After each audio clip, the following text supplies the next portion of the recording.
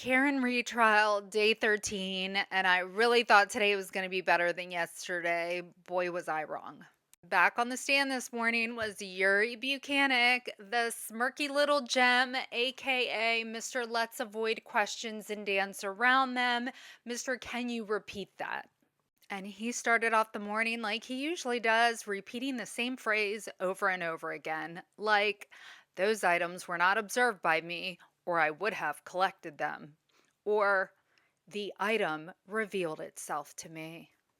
This is more fitting of what the morning was like, while Bias Bev allowed the shenanigans to go on instead of making Buchanan the clown just answer the question instead of juggling around in circles.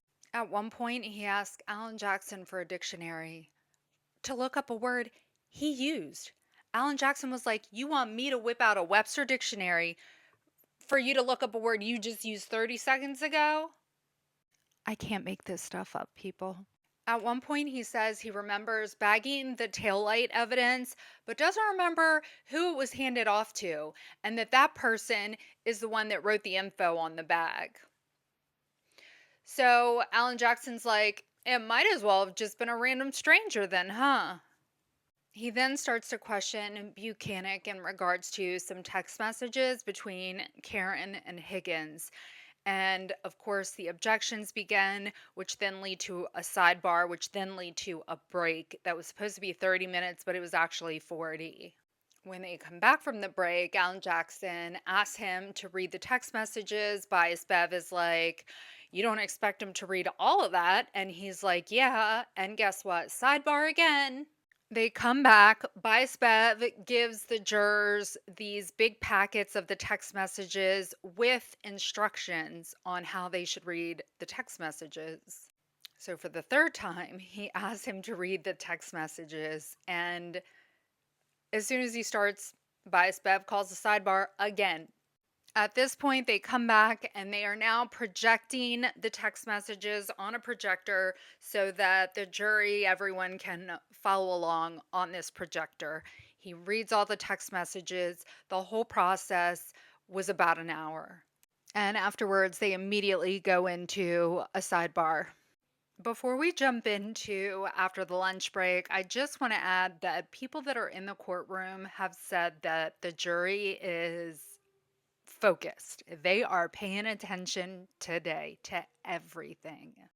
So Alan Jackson is asking him if he thinks that there's flirtation within these text messages. Would you consider these text messages, that they were flirting?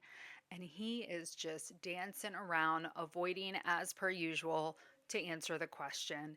And he finally says, my opinion is that it's an angry girlfriend trying to set up a hookup.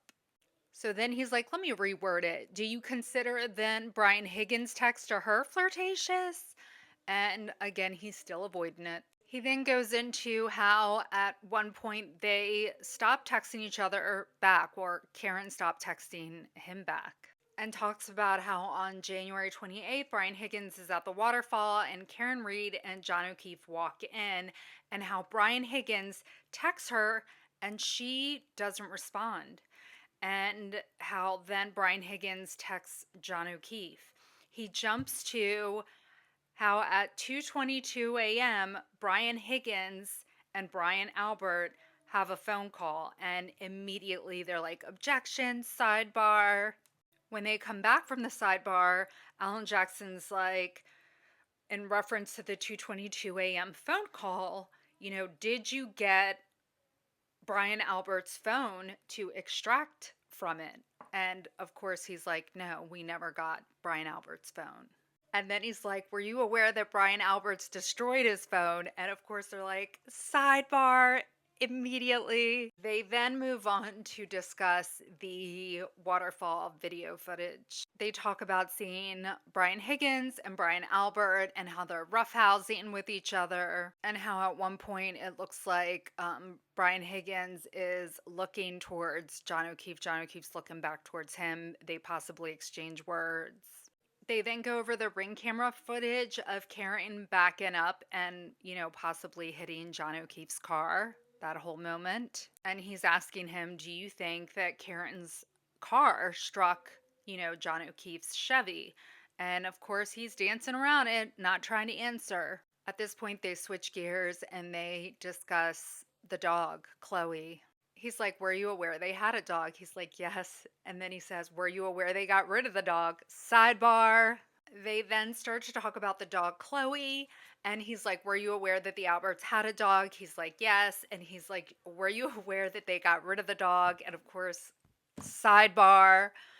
After the sidebar, they come back and they're talking about how there was really like no documentation about the dog being rehomed and who the dog went to, even though he knew that information. They then started to go over some text messages between him and Proctor, and he's, of course, pretending like he doesn't remember. They show him the documentation of it, and he's still like, I see it, but I still don't remember. The texts were about interviewing potential witnesses, and apparently, he didn't interview this witness till a year later. Alan Jackson's like, you don't think that's a little excessive to wait that long to interview a potential witness? And he's like, we did the best we could. At that point, they had called it a day, and they said, we'll be starting at 10 a.m. on Monday. And of course, we get this gem back on the stand Monday.